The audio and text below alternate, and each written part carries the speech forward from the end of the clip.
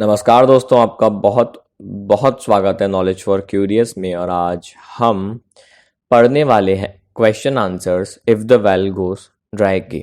If the well goes dry chapter 6 के question answers. Class 12th MP board का chapter 6 है ये। तो इसके क्वेश्चन आंसर्स जो कि मैंने लिखे हुए हैं, यानी मेरे जो नोट्स हैं, उनके क्वेश्चन आंसर्स का एक्सप्लेनेशन मैं आपके साथ शेयर कर रहा हूँ। सबसे पहला क्वेश्चन जो वन सेंटेंस वाले कैटेगरी में आता है वो ये है कि ह्यूमन बॉडी में कितना पानी होता है। इसका आंसर है करीब करीब 70% पानी ह्यूमन बॉडी में होता है।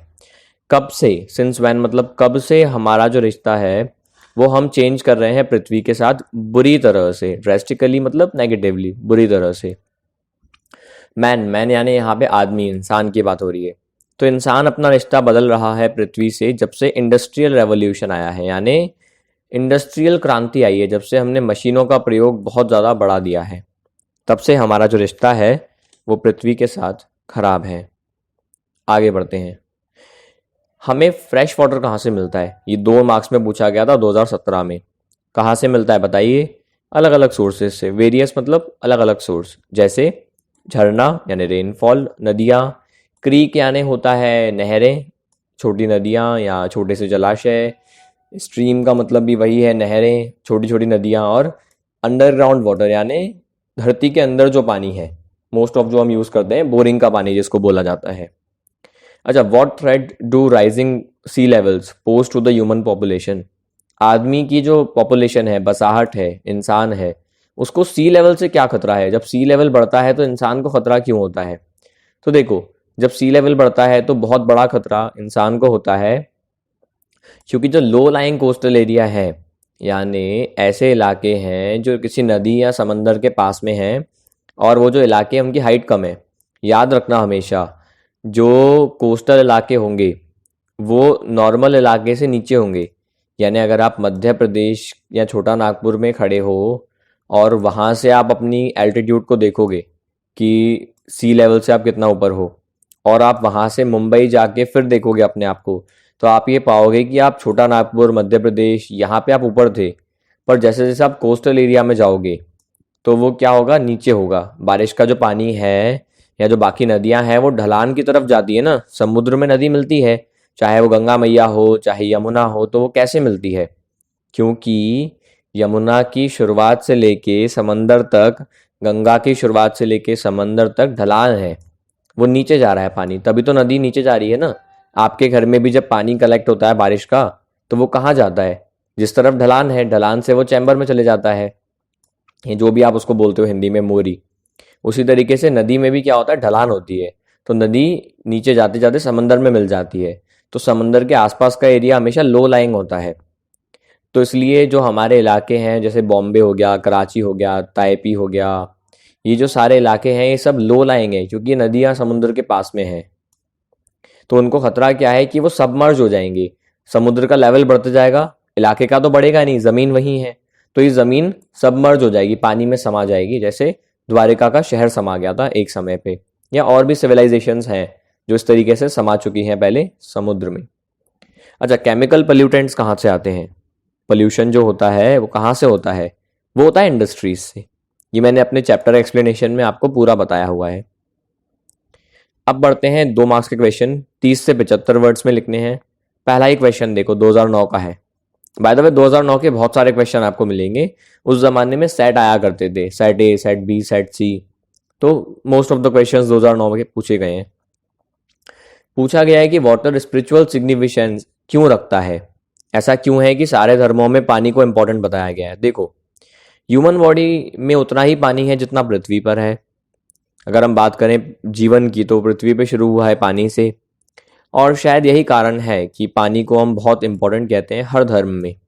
हिंदुज़म में जब हम कोई भी पूजा करते हैं, जैसे मैं भी हिंदू हूँ, तो हमारे यहाँ जब कोई भी पूजा करते हैं तो हम नहाते हैं और शुद्धिकरण होता है तो पानी से। क्रिश्चियन, अगर आप क्रिश्चियन हो तो आपको पता होगा, इस्लाम में भी पता होगा कि पानी को बहुत प्योरीफाइंग एलिमेंट मानते हैं। इस्लाम में भी आप नहाते हो, मंदिर को धोते हो, तब आप पूजा करते हो और डुबकी लगाते हो पवित्र जल में। पीके मूवी में देखा होगा। क्रिश्चियनिटी में भी बैप्टिज्म जो होता है, यानी एक धार्मिक संस्कार होता है जब आप क्रिश्चियन बन जाते हो। जैसे हिंदुओं में जनेऊ संस्कार होता है, वैसे ही क्रिश्चियंस में बैप्टिज्म होता है। जब आप प्रॉपरली क्रिश्चियन बन गए, आपने क्रिश्चियन धर्म का पालन शुरू किया, तो वो भी जल में नला के ही होता है। अब रिसेम्बलेंस बताओ ह्यूमन सिविलाइजेशन के जो पैटर्न है उनमें और पानी के फ्रेश वाटर है उसके डिस्ट्रीब्यूशन में क्या समानता है? बिल्कुल समानता है। ह्यूमन बीइंग फ्रेश वाटर पे डिपेंड करते हैं, फ्रेश वाटर यानी पीने का पानी। तो उसके लिए यही रीज़न है कि जो हमारी सबसे पुरानी सिविलाइजेशन है वो सब नदी के पास में आई। हम हिंदुस्तान में बैठे हैं, आप और में, तो हमारी सभ्यता शुरू हुई थी सिंधु घाटी से, सिंधु नदी के किनारे। चाहे इजिप्ट की बात करो, रेगिस्तान है, लेकिन जो नाइल रिवर है, नील नदी, उसके किनारे बसे। चाइनीज सिविलाइजेशन हमारा पड़ोसी आजकल दुश्मन बना हुआ है, तो यांग्स नदी के किनारे वो भी ग्रो हुआ था। इसी तरीके से मेसोपोटामिया में भी कोई रिवर थी, मुझे याद नहीं है नाम, उस नदी के किनारे ही जो मेसोपोटामिया की सिविलाइजेशन है वो बसी, जिसको आज हम ईरान, इराक या सीरिया का एरिया बोलते हैं। अच्छा, सिर्फ 2.5% अवेलेबल है अर्थ पे, और उसमें से भी 2.5% से भी जो मोस्ट जो पानी है वो कहाँ है? आइसलैंड, ग्रीनलैंड में बर्फ के रूप में। ये आइसलैंड, ग्रीनलैंड क्या है? ये ऊपर नॉर्थ पोल की साइड पड़ता है, नीचे अंटार्कटिका, इन्हीं जगहों पे पानी कैद है। हमारे पास 0.01 है जो हमारी नदियों, लेक, ग्राउंड वाटर में है। यानी पूरी पृथ्वी पे 70% पानी है, और 70% में से भी अगर आप देखोगे तो वो जो 70 का 2.5 है, 70% का 2.5 नहीं, टोटल 70% जो है उसमें से जो 2.5% है वो आपको कहाँ मिलेगा? बर्फ के रूप में। और सिर्फ 0.01% मिलेगा हमारे पास, जो आप और मैं पानी पीते हैं या हमारी नदियों में जो है। अब ये इंटरेस्टिंग क्वेश्चन है, ये समझना कि ऐसा क्या है जो कोल्ड स्ट्रीम को पोल्स से इक्वेटर की तरफ लेके आता है। अब इसके लिए आपको समझना पड़ेगा गल्फ स्ट्रीम का राउंड, जिससे पूरे यूरोप का टेम्परेचर मेंटेन होता है। तो ध्यान से समझिएगा। देखो, मैं आपको समझा रहा हूँ, वैसे मैंने एक्सप्लेन किया हुआ है ये चैप्टर। ये मान लो हमारी है प्यारी पृथ्वी। इस पृथ्वी के बीच में जो लाइन है वो है इक्वेटर, और पृथ्वी थोड़ी सी टेढ़ी भी है, हालांकि उसका अभी कोई लॉजिक यहाँ पे है नहीं। जो धूप होती है वो इक्वेटर पे पड़ती है डायरेक्ट, ठीक है। सन की जो रेज है वो इक्वेटर पे ही गिरती है। मेरा ज्योग्राफी बहुत अच्छा है बाय द वे, बस गोला नहीं बनता मुझसे, बाकी ज्योग्राफी मेरा बहुत अच्छा है। तो ये जो सूरज की किरणें हैं ये इक्वेटर पे गिरती हैं, और पानी यहाँ से गर्म होना शुरू होता है। धरती के ऊपर नॉर्थ पोल है, नीचे साउथ पोल है, और दोनों काफ़ी कोल्ड हैं।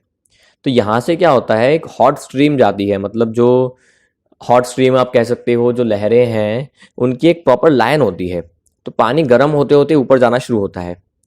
ऊपर जैसे ही गर्म पानी जाता है, इसको गल्फ स्ट्रीम बोलते हैं, तो ये टकराता है नॉर्थ पोल से, क्योंकि पृथ्वी घूम रही है, पृथ्वी ऐसे में घूम रही है ना, तो ये जो गर्म पानी है वो ऐसे जाता है यूरोप अमेरिका के बीच से, और ये घूमना शुरू करता है, घूमता है नॉर्थ पोल से टकराता है जो एकदम कोल्ड है।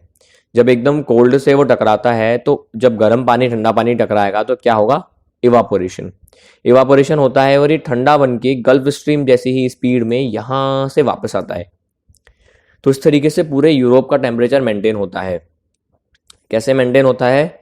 जो इक्वेटर है वहाँ से नॉर्थ पोल की तरफ, या पोल्स की तरफ आप कह सकते हैं, नॉर्थ पोल की बात हो रही है, पोल की तरफ गर्म जो स्ट्रीम है वो जाती है, गर्म पानी ऊपर भागता है, वहाँ से ठंडा होके ये वापस आता है, और इस तरीके से पूरी पृथ्वी का टेम्परेचर चलता अच्छे से था। क्यों? क्योंकि आज क्या हो गया है, यहाँ का टेम्परेचर है वो ज़्यादा ठंडा नहीं होता, पोल्स जो हैं हमारे वो गर्म होते जा रहे हैं, तो इस गल्फ स्ट्रीम की स्पीड कम हो गई है। इसकी स्पीड कम होते ही जो यूरोप का और पूरी दुनिया का टेम्परेचर है, मौसम है, वो बदतर हो गया है, ख़राब हो गया है। आई होप आपको समझ में आ गया होगा। जो लोग मुझसे ऑनलाइन लाइव क्लास पढ़ते हो, अगर आपको ये नहीं आया तो आप मुझसे क्लास में पूछना, मैं क्लास में आपको बता दूंगा। जो लोग सिर्फ वीडियो देख रहे हैं, आई होप आपको आ गया होगा, मैंने अपना बेस्ट ट्राई किया है। अब होता क्या है, अब आपको आंसर समझा देता हूँ। गल्फ स्ट्रीम क्या करती है? ग्लोबल टेम्परेचर बैलेंस कर दी है, पूरी दुनिया का टेम्परेचर गल्फ स्ट्रीम मेंटेन कर दी है। गर्म पानी इक्वेटर से सीधा नॉर्थ पोल की तरफ भागता है, उसमें से कुछ तो रास्ते में ही एवापोरेट होता है, और जो भारी पानी है वो पीछे गिरते जाता है। जैसे ये गर्म पानी टकराता है नॉर्थ रीजन से जो एक्सट्रीमली कोल्ड है, इवापोरेशन होता है, और जो पानी है वो सिंक करना शुरू होगा, क्योंकि पानी इवापोरेट होगा तो कुछ सिंक भी तो होगा ना, ज़्यादा नमक वाला। वो जैसे ही सिंक होता है तो इस रेट पे होता है 5 बिलियन गैलन पर सेकेंड के हिसाब से वो सिंक होता है। और जैसे ही वो पानी वो सिंक होता है तो क्या होता है, वो स्ट्रीम बन के वापस आ जाती है। क्या होता है, एक साइकिल है, गर्म पानी ऊपर रहेगा, ठंडा पानी नीचे रहेगा। तो गर्म पानी जो है वो ऊपर आता जाता है, ठंडा नीचे कलेक्ट होता है और सीधा बहना शुरू करता है। बहता कहाँ है वो? पोल से इक्वेटर की तरफ वापस, यानी नॉर्थ से सेंटर की तरफ वापस। और ओशियन फ्लोर के पास में वो ऐसा ही करंट पैदा करता है जैसे गल्फ स्ट्रीम थी। जैसा गर्म गया था स्ट्रीम, वैसा ही ठंडा भी आता है उसी से। तो इस तरीके से जो कोल्ड वाटर है वो वापस आ रहा है, गर्म जा रहा है और कोल्ड वापस आ रहा है। अच्छा, अब दो तरीके बताओ कि ग्लोबल वार्मिंग है ना सी लेवल को बढ़ा रही है। क्यों बढ़ा रही है? देखो, ग्लोबल वार्मिंग कई तरीके से बढ़ा देती है सी लेवल को। तो दो उसके फॉलोइंग हैं। दो क्या है? एक तो ग्लेशियर पिघल रहे हैं, जो आइस है वो ओशन में आ रही है। मैंने आपको बताया ना, जो 2.5% है वो फ्रेश वाटर है, उसमें से भी मेजोरिटी कहाँ है? बर्फ के रूप में। ग्लोबल वार्मिंग के चक्कर में क्या है, north pole, south pole, Iceland, Greenland सब पिघल रहा है। तो जो सारे ग्लेशियर्स हैं वो सब पिघलते जा रहे हैं। ये सेम गंगा माँ के साथ भी है। गंगा गंगोत्री से निकलती हैं, गंगा गंगोत्री से निकलती हैं, और गंगोत्री में क्या है? ग्लेशियर्स हैं। तो जैसे जैसे आप देखोगे कि ग्लोबल वार्मिंग बढ़ रही है, ग्लेशियर सूखते जा रहे हैं। आप अगर कभी इमेजेस देखना गूगल पे, जहाँ पहले ग्लेशियर थे 20 साल पहले, आज वहाँ पे सिर्फ और सिर्फ रॉक्स हैं। तो ग्लेशियर खत्म हो रहे हैं। ये हर देश में है, जहाँ पे भी नदियाँ हैं वो नदियाँ ग्लेशियर से आ रही हैं। ग्लेशियर पिघलते जा रहे हैं, खत्म होते जा रहे हैं, और इस तरीके से पानी भी खत्म। यानी if the well goes dry क्या है कि जिस दिन पानी खत्म हो जाएगा, तो इससे सी लेवल बढ़ता है। दूसरा, थर्मल एक्सपेंशन। आपको पता होगा कि जब हम किसी चीज़ को हीट करते हैं तो उस हीट करने में क्या होता है, उसका जो इंटरमॉलिक्यूलर स्पेस है वो बढ़ जाता है, चीज़ फैलती है।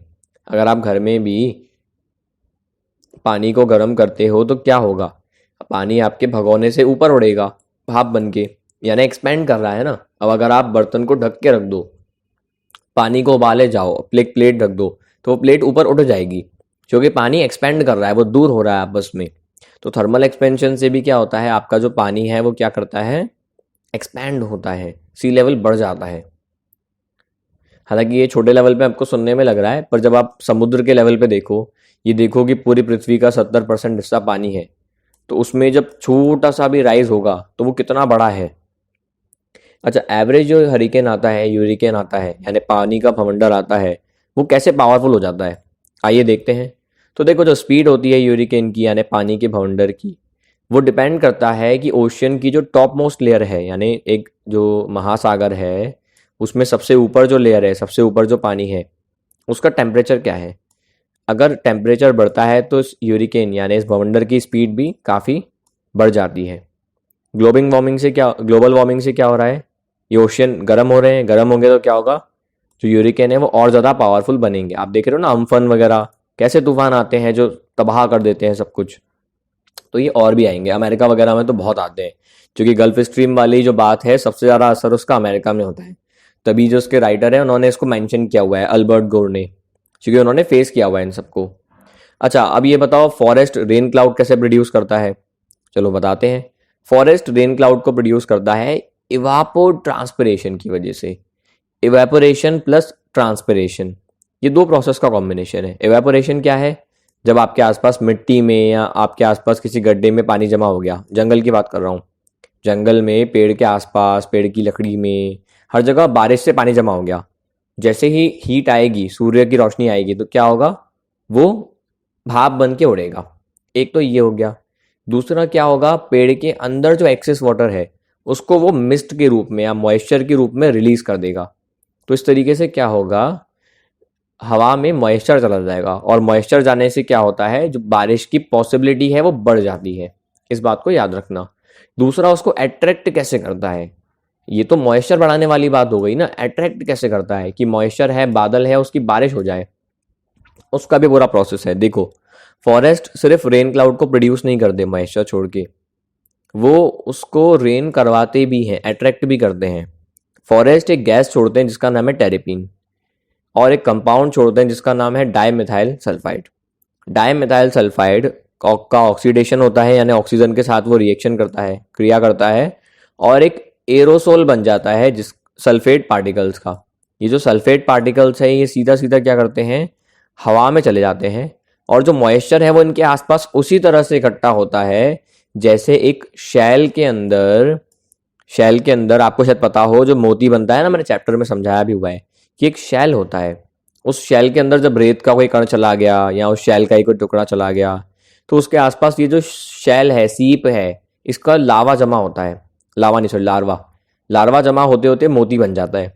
उसी तरीके से ये जो सल्फेट पार्टिकल है ये हवा में जाते हैं, मॉइस्चर इनके ऊपर जमा होना शुरू होता है और जब मॉइस्चर इतना भारी हो जाए कि वो बूंद बन सकता है, वो टपक जाता है। और ये प्रोसेस मैंने आपको बहुत छोटे लेवल पे बताई, ये तुरंत होती है बड़े लेवल पे। गए सल्फेट पार्टिकल्स, मॉइस्चर इकट्ठा हुआ, बूंद बनती गई और बारिश हो गई। अब बढ़ते हैं आगे। इफेक्ट बताओ केमिकल पॉल्यूटेंट्स के मैनकाइंड पे, कि जो केमिकल पॉल्यूटेंट्स हैं यानी जो केमिकल्स निकल रहे हैं इंडस्ट्रीज से, जो नदियों को दूषित कर रहे हैं, उसका नुकसान क्या है देखते हैं। देखो, केमिकल पॉल्यूटेंट बहुत बड़ा थ्रेट है ग्लोबल वाटर सिस्टम को, यानी पूरी दुनिया का जो पानी है उसके लिए बहुत बड़ा खतरा है ये केमिकल पॉल्यूटेंट। ऑफ कोर्स इंसान की ज़िंदगी को भी। कुछ पॉल्यूटेंट ऐसे पॉल्यूटेंट पानी को दूषित करते हैं, कंटेमिनेट करते हैं और जानलेवा, फैटल यानी जानलेवा बीमारियां पैदा करते हैं, जैसे कोलेरा, टाइफाइड, डायजेंट्री, डायरिया एक्सेट्रा। इन पॉल्यूटेंट्स की वजह से पानी अवेलेबल नहीं है बहुत इलाकों में। आज दुनिया के 1.7 बिलियन यानी 170 करोड़ लोग, इनके पास पीने का पानी नहीं है और ऐसे 3 बिलियन यानी 300 करोड़ लोग हैं जिनके पास सैनिटेशन यानी प्रॉपर नहाने धोने का पानी भी नहीं है। ऑफ कोर्स प्लस होगा, यानी 1.7 जो है वो इस 3 बिलियन में हो सकता है इंक्लूड भी हो जाए। लेकिन मुद्दा यह है कि इतनी बड़ी आबादी जो हमारी है, करीब करीब 800 करोड़ हम होने वाले हैं, उसमें से इतना बड़ा हिस्सा पानी से रिक्त है, पानी नहीं मिल रहा जो जीवन है। आइए इसके सॉल्यूशन की बात करें। क्या सॉल्यूशन है इसका? बिल्कुल इसका सॉल्यूशन होगा ना। तो सॉल्यूशन, कुछ लोग कहते हैं कि डीसैलिनाइजेशन एक सॉल्यूशन है, कि भाई पानी में से नमक को निकाल दो किसी तरीके से, या फिर जो आइसबर्ग है उसको टो करे आओ, जहाँ पे आइसबर्ग है उसको एक शिप लेके जाओ, उसको बांध के उठा के ले आओ।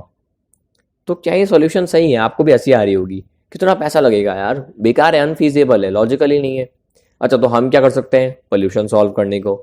तो चैप्टर के एंड में एल्बर्ट गोर ने बताया है, वो कहते हैं डीसैलिनाइजेशन और सैलाइन वाटर को आप डीसैलिनाइजेशन कर दो, नमक निकाल दो, या फिर आइसबर्ग्स को उठा के ले आओ। तो ये काफ़ी हद तक इम्प्रैक्टिकल है, इसमें बहुत एनर्जी लगेगी और बहुत सारा कार्बन डाइऑक्साइड रिलीज होगा। आप सोचो ना, एक शिप कितना सारा उसमें डीजल लगेगा इतने बड़े आइसबर्ग्स को लाने में, या आप मशीनों के द्वारा उसको पानी को हीट करोगे, नमक निकालोगे।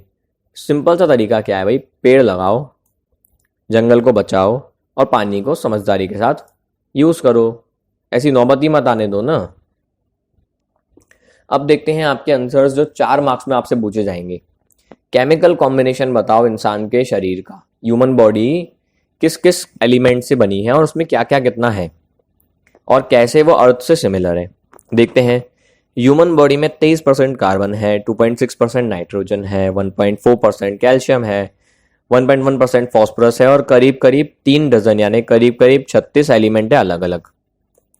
ये हमारा, इसके अलावा 61% ऑक्सीजन और 10% हाइड्रोजन है, जो मिलके हमारा 71% बॉडी का मास बनता है, जो कि पानी है। आपको पता होगा H2O, अगर आपने केमिस्ट्री पढ़ी या बायो या फिजिक्स वाले हो, PCM या PCB वाले हो, तो आपके लिए और आसान होगा ये। अगर इसको धरती से कंपेयर करो तो सेम अमाउंट ऑफ वाटर आपको मिलेगा धरती पे। अगर हम अपने ब्लड को कंपेयर करें तो जैसे हमारे ब्लड में सॉल्ट है, उसी तरीके से ओशियन और सीस में भी सॉल्ट है। ये चीज़ें दिखाती हैं कि हम धरती पे डिपेंड नहीं हैं सिर्फ, हम धरती से केमिकली और बायोलॉजी कनेक्टेड भी हैं। केमिकली और बायोलॉजिकली हम धरती से कनेक्टेड हैं, इसलिए ही हम धरती को धरती माँ बोलते हैं। कहीं ना कहीं कनेक्शन तो है, सिर्फ कहने की बात नहीं है एनवायरनमेंट वालों की। अच्छा, ग्लोबल वार्मिंग क्लाइमेट पैटर्न को कैसे तबाह कर रही है, अफेक्ट कर रही है, या यूँ कहो वाट लगा रही है। ग्लोबल वार्मिंग रिस्पॉन्सिबल है क्योंकि वो क्लाइमेट पैटर्न को बहुत नुकसान पहुंचाती है। टेम्परेचर बढ़ता है तो ग्लेशियर पिघलते हैं और बर्फ़ और जो आइस कैप है वहाँ से या पोल से आइस डिस्चार्ज होती है। डिस्चार्ज होने का मतलब वहाँ से पिघलती है और ओशन में मिक्स हो जाती है। इसके अलावा जो ग्रीन हाउस इफेक्ट है ये मैग्नीफाई हो जाता है, बढ़ जाता है। क्यों? क्योंकि पोल्स का और ट्रॉपिकल रीजन का टेम्परेचर डाउन हो गया, इसके अलावा बारिशें परिवर्तित हो जाती हैं, जहाँ बारिश पहले नहीं होती थी वहाँ हो रही है, जहाँ होती थी वहाँ कम हो रही है। आप देखो ना, जयपुर जैसे शहर में बाढ़ आ रही है, हानिकारक तो है, रोज बाढ़, अलग अलग जगह पे बाढ़ आ रही है, सूखा पड़ रहा है, सब इसी का रिजल्ट है।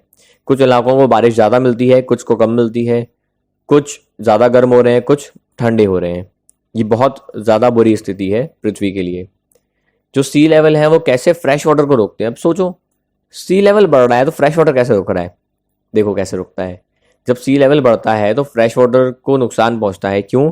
क्योंकि ग्लेशियर से निकल रही है आइस बहुत ज़्यादा ओशन में, जिससे क्या हो रहा है, सी लेवल बढ़ रहा है और उससे जो लो लाइंग कोस्टल एरिया हैं वो सबमर्ज हो रहे हैं। अब आप खुद सोचो ना, क्या लो लाइंग में कोई और पानी का स्रोत नहीं था क्या? जैसे मुंबई की अगर मैं बात करूं तो मुंबई में पानी कहाँ से आता है? मुंबई के पास में एक झील से। अगर कल को समुद्र ने उस इलाके को खत्म कर दिया तो ये झील भी तो खत्म हो जाएगा ना।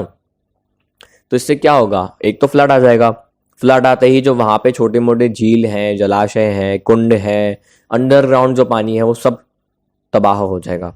अंडरग्राउंड ऐसे तो नहीं होगा, मगर जब इलाका ही खत्म तो क्या अंडरग्राउंड पानी और काय का जलाशय, काय का वाटरफॉल सब खत्म हो जाएगा।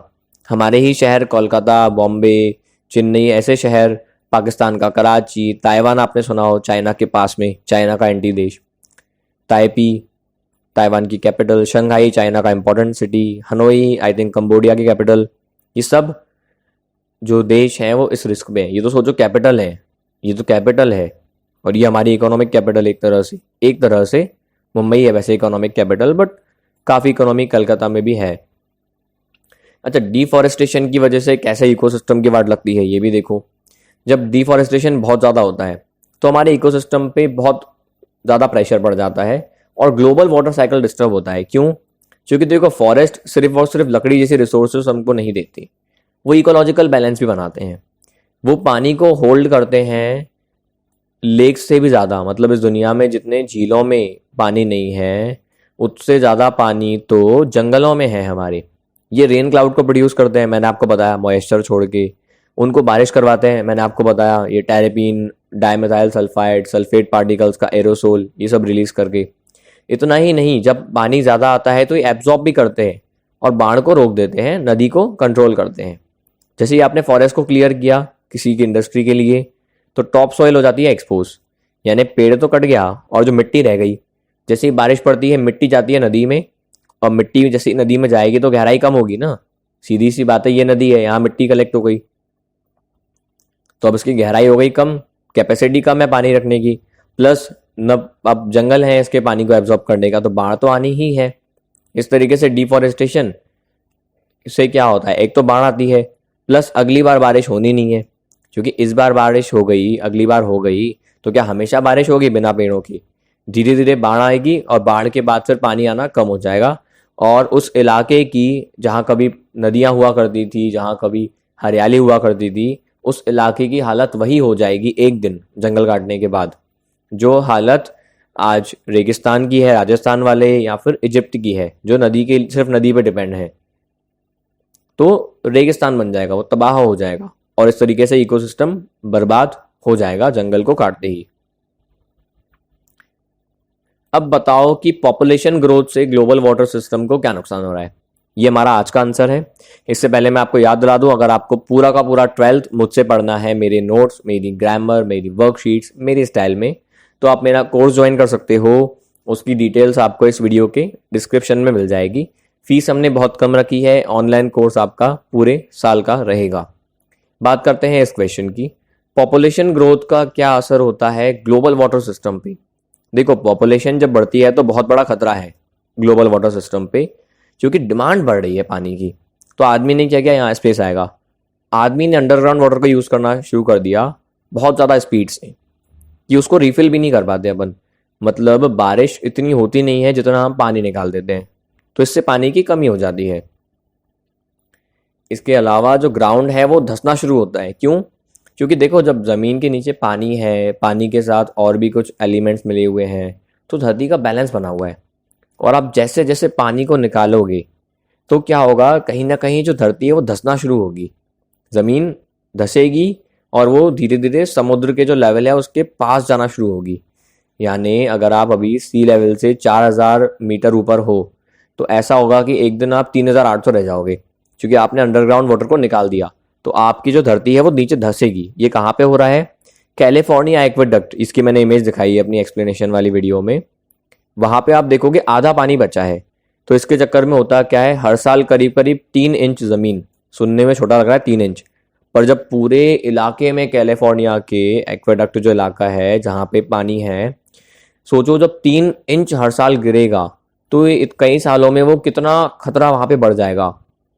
और इस तरीके से बाढ़ के आने का खतरा बहुत बढ़ जाते हैं। जो लिवीज हैं, जो दीवारें हैं, वो कमजोर पड़ना शुरू होती है, सी लेवल बढ़ जाता है और बाढ़ आने का खतरा बढ़ जाता है। तो आई होप आपको ये समझ में आया।